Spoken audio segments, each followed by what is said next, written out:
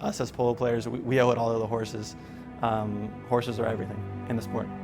You know, we're fanatics of trying to win, and we have that mentality, but the horse itself is what drives us to do this every day.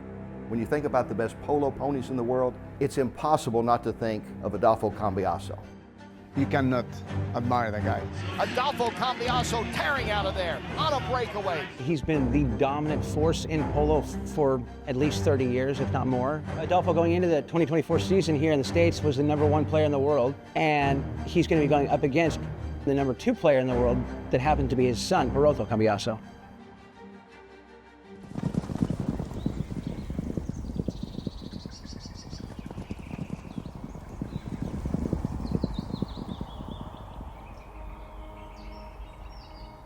Belonging to the sport means loving the animal. I don't think there's any way around it. So that's what drives us to doing it every day. When I'm around horses, there's this sense of like absolute tranquility, even around the crazy ones. They're such amazing, trusting animals, and they're so big and they're so beautiful.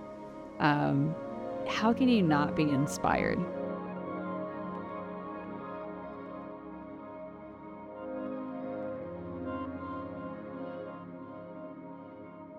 The polo community revolves around horses, and that's one of the really special things for me about the polo community that I really love and cherish, because most people who stay in the sport for any length of time at all are there because of the horses, because there is a feeling that that's just how they want to spend their days, is at the barn. Of all non-human animals on this earth, the horse is the most indispensable creature for the development of mankind. They provided power, they provided transportation, they were the means by which the human species spread all over the world, and they also were indispensable for war and conquest. So if it hadn't been for the horse, there would have been a much slower progression of civilization. We do not depend on horses anymore on a daily basis. Most people don't. There are notable exceptions, but there is still sort of this atavistic desire, I think, among many people to be with horses. And the polo community is one of those communities that really thrives on that connection, and it allows people to still have horses be at the center of their universe.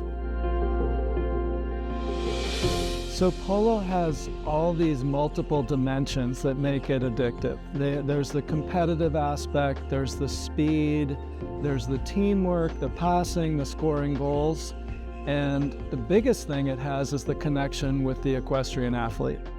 To work around horses, it's my passion, it's why I play polo. It's my biggest passion, the horses. I enjoy being every day at the barn. I enjoy making a plan on the horses.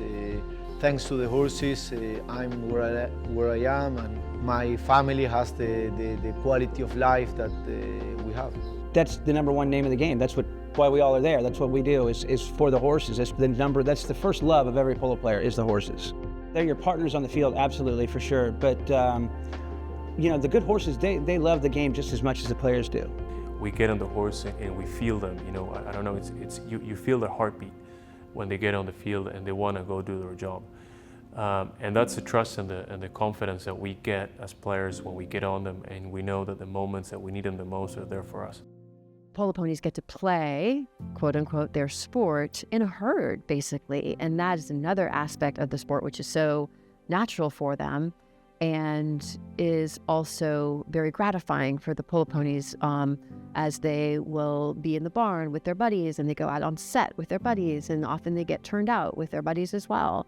And so they get to replicate a social environment much like a wild herd.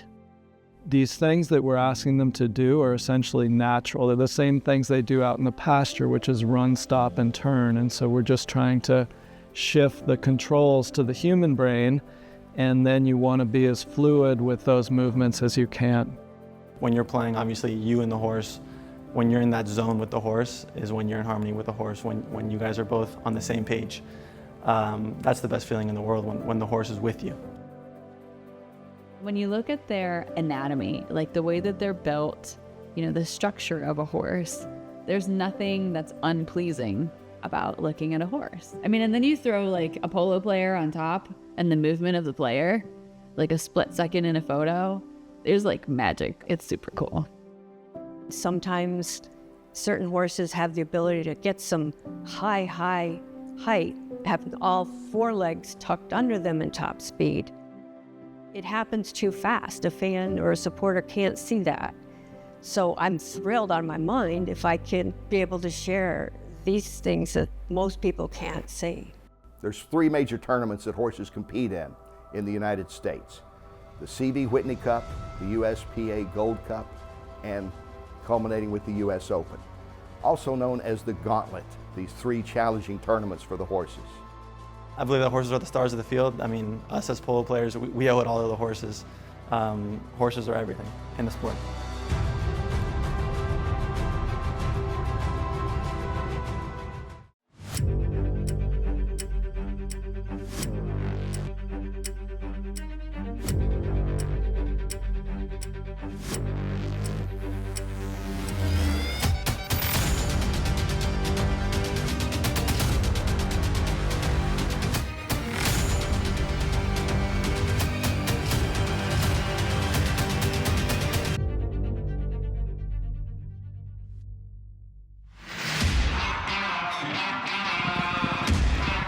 When I'm getting ready for a game, it's not just me getting my nutrition, my sleep, my exercise, but thinking about the 8 horses that are in the barn and trying to prepare them as individuals for the upcoming game. And I think that's the quality that makes it truly special. A polo pony is like a very, it's an athlete that needs to cover a lot of traits. Just like any other sport, any other athlete, you know, you want those individuals that when the time matters, they want to win. The horse wants to win the bump. The horse wants to win the run. The horse wants to win the turn. So they have all these attributes. They have all these things that we look for, but then they need to be able to show them on the field. You want to have the fastest horse. You want to have the quickest, the acceleration, strong because it's got to deal with bumps, sensitive mouth. So it's like a joystick. You know, it's like a car that you feel like you can twist and turn and you can get to where you want to get if you make a quick decision. First, is that she can stop and turn quickly. I like explosive horses, so I most like small horses, very agile and very explosive. All those attributes are hard to find and put them together on one single horse. So that's why it's this passion that we have consistently trying to get the best horse that we can. That also really depends on the player, you know, because every player might like a different style of horse. One of my favorite horses is Iberia. She's super kind, she has a huge heart, she's super reliable. I feel like I've got all the confidence in the world on her, and she's beautiful, so she has everything. I think that a horse that gives you confidence is the most important thing. I think that when you're on a horse and you feel good and you feel comfortable and you feel in harmony with the horse is what is most important. The better rider you become, the more you know how to use that horse. And that's, I'm talking about 20 horses in the season. Once you get on, you have to be, knowing what that horse can give you and what that one can't. And that's how you find, between the group of the horses you have, a complete minutes of the whole game. And maybe you play 10, maybe you play 8, or maybe you play 15 horses. But you had an amazing game because you learn how to use every horse during the checkers. The horse has a huge awareness of what's going on around him. The horse really feels like they don't want to lose in that moment. So it's up to us again to find the kind of horse that aligns with our personality and the way we play so we can connect the best way.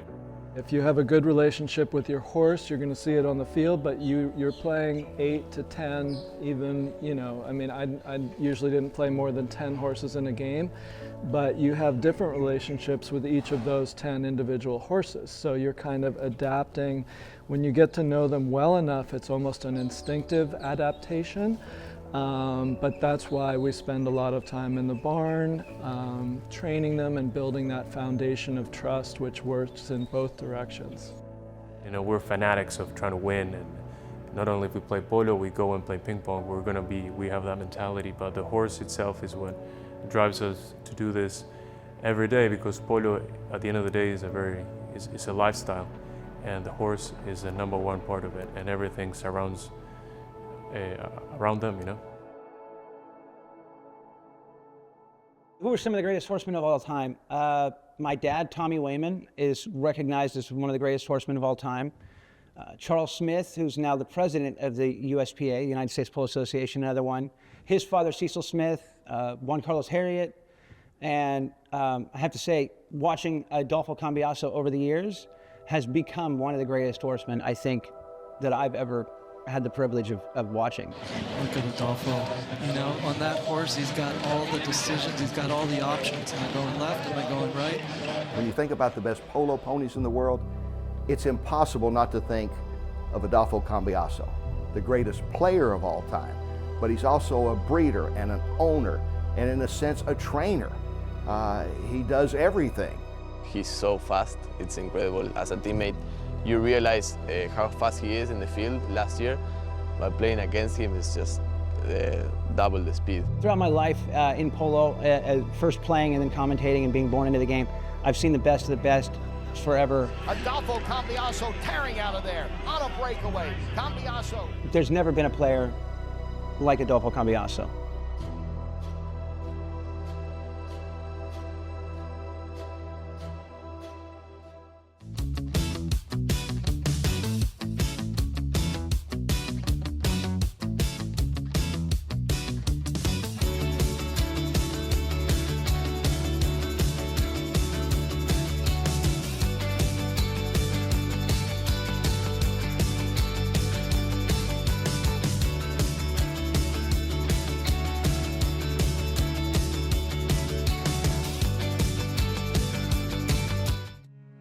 Some athletes, even some performers, they show up and they have that it factor, and no one can ever really explain it, but you're drawn to them. And that's been Adolfo Cambiaso since he's that teenager that no one was quite sure exactly how, is it Cambiaso, trying to figure out exactly how to pronounce the name 25 years ago when he burst on the scene in Wellington, Florida, burst on the US scene. But he's just had it immediately. He's been the dominant force in polo for at least 30 years, if not more. Adolfo's first game professionally in Florida was with my brother Andrew. And I remember Adolfo scoring a backhand flip pass through the goal to win it in the closing seconds of the game. That was on strange horses, 15-year-old kid. 2 or 3 years later, he's up to 10 goals and he hasn't looked back since then. A polo handicap is very simple to explain. 10 is perfect. Think of the perfect 10. And so it's a measure of how good the polo player is. There's very few that achieve perfection, and that's what 10 is. If you're at that level, you're at the top level of polo, you're the best in the world. I remember seeing Adolfo for this first time. Actually, I remember exactly the game and everything. He was 17, he just went to 10 goals and became the youngest player to ever achieve a 10-goal handicap. But he had not reached his full potential by any means, it being that early, that young. You start talking about the great players, the great athletes in any sport, be it Wayne Gretzky, Michael Jordan, Tom Brady, they all played at a level that very few people reached. In the world of polo, not only is he playing at that level, he's been playing at that level for a quarter of a century. I mean, that is so rare in any sport to find an athlete who as a teenager and now at 49 is still at this level. He's like here. Everybody else is close, but he's still right here. Every major tournament in the world, he's won it at least 5 times, if not more. He's either competed in or has won every final of the Argentine Open for the past 24 years. He's still playing in every major tournament that he wants to throughout the world. We know he's dominated in Argentina, he's dominated in the United States, he's gone to Europe. There's no place that Adolfo Cambiaso has not shown up and shown the world how great he is. Adolfo is like a love-hate relationship, right, with me, because you cannot admire that guy. If you don't, I mean, you're lying to yourself. But when you play against Adolfo, you always want to beat him. It's like it's a big challenge for every polo player. When I was young, I always looked on my father because I saw him every day, and in that moment my father was playing with Adolfo, so when I was young he was my inspiration, no doubt. Then it happened that most of my career I had to compete against Adolfo, so my inspiration on him changed. It's always amazing to have him as a teammate. He always tries to teach you every little detail and how to prepare yourself for the game and the horses for the game. So it's amazing playing with him. I'm really thankful that he always invites me to play, and it's amazing, honestly. You learn every day a lot of things.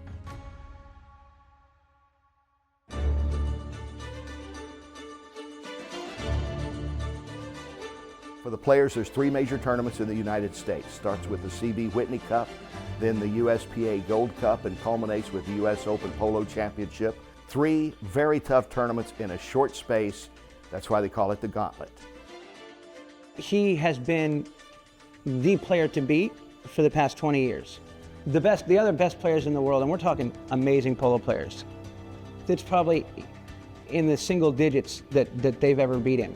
Having said that, this 2024 season is completely unique because Adolfo going into the 2024 season here in the States was the #1 player in the world, and he's going to be going up against the #2 player in the world that happened to be his son, Cambiaso.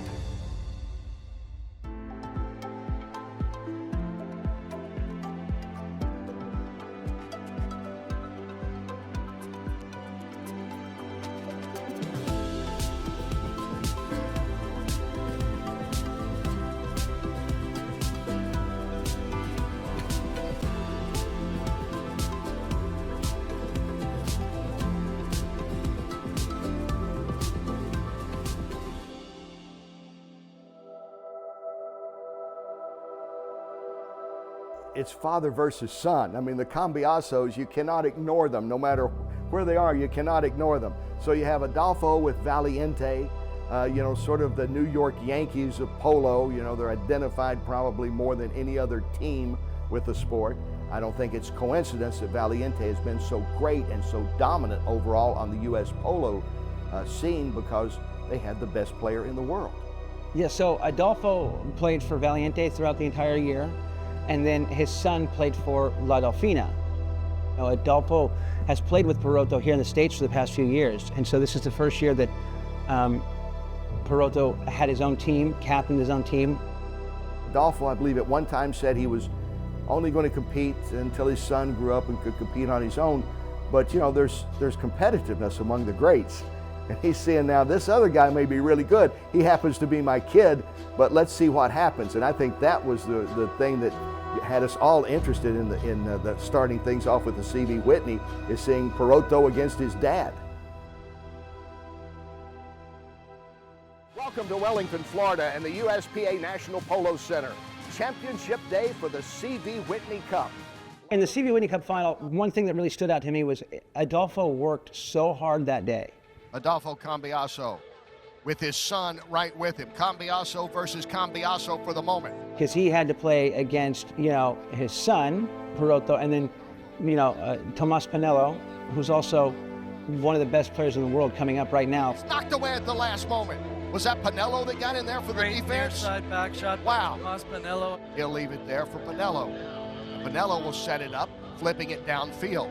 Still going, and it's going to roll all the way and be turned away by Cambiaso. Adolfo Cambiaso with the defense for Valiente. He was everywhere. He was going to plays that I haven't seen him go to in years, because he knew if he didn't get there, it might not get done. There's the shot, there's the goal. How good was that? From 60 yards out, defended goal. Here comes Cambiaso with the penalty shot. Lifts it up. It's high. It's through. I've been fortunate to see a lot of good athletes, great athletes, and he's one of them. And you realize at that moment, you don't know how many more years you're going to see somebody as good as he is, if you'll ever see somebody again as good. Now, his son could be. He's certainly incredible at his age right now, but will he be that good? And I think that was the thing that really kind of had us all watching. They've got to try to get it out of there. They have any chance. Oh, Parotto. Parotto does it briefly. His dad is right there. His dad does it back. His dad has it back. With him is Quinn Evans. Here's the shot that might do it. He puts it through. Cambiaso makes it 12-10. Valiente, and that might be the icing on this cake here with under a half a minute to go. We did an interview with Parotto and Adolfo before the game, and the question was, first they asked Parotto first. They said, would you rather win with your dad or against your dad? He's like, oh no, of course I'd love to win with my dad. It means so much to me, this and that. Then they asked Adolfo, would you rather win with your son or without him? He said, I just want to win. He said, it's in my DNA. I want to win. I don't care if it's with him or against him or what. I want to win. That's, I think, the message that was sent. And that will do it. La Dolfina coming in here undefeated, the highest scoring team in the tournament, but Valiente, the veterans, hang tough, and they win their second consecutive CV Whitney, led by number 4, Adolfo Cambiaso, the 48-year-old Geo-AT. Great team win, and of course you mentioned your son. You've been teammates with him, you're on the opposition today. To see him across the field and play with him at least one more time, what does that mean to you? No, it's amazing. It's amazing to get to this age of my career to play against him or with him. It is amazing. So excited, and I see him grow as a polo player, as a person, so I cannot ask for more. He shows he's the #1 player in the world. Has to remind maybe his son Parotto that I'm still the #1 player in the world. So when we have dinner tonight, I sit at the head of the table. You're doing really well, but I'm the guy still, okay? I think that was pretty much the way I would sum up the CV Whitney Cup. I would have liked to have been in on that dinner conversation that night. Adolfo kind of shook Parotto up a little bit in that final. Him and Tomas Pinello. I think he kind of rocked their worlds a little bit. I don't think they were expecting him to come out and do what he did and to get beat like that. Adolfo has never made it easy for his kids, for any of them. He makes them earn it, and there's a reason why Parotto is as good as he is because, he's played with his dad, the best player in the world forever, but his dad made him work. It's difficult to grow up the son of a 10-goal player, and to get out from underneath that shadow that they cast, and it's a long shadow. But I think Parotto's probably got the killer instinct about him like his dad does, that it's in his DNA to win too.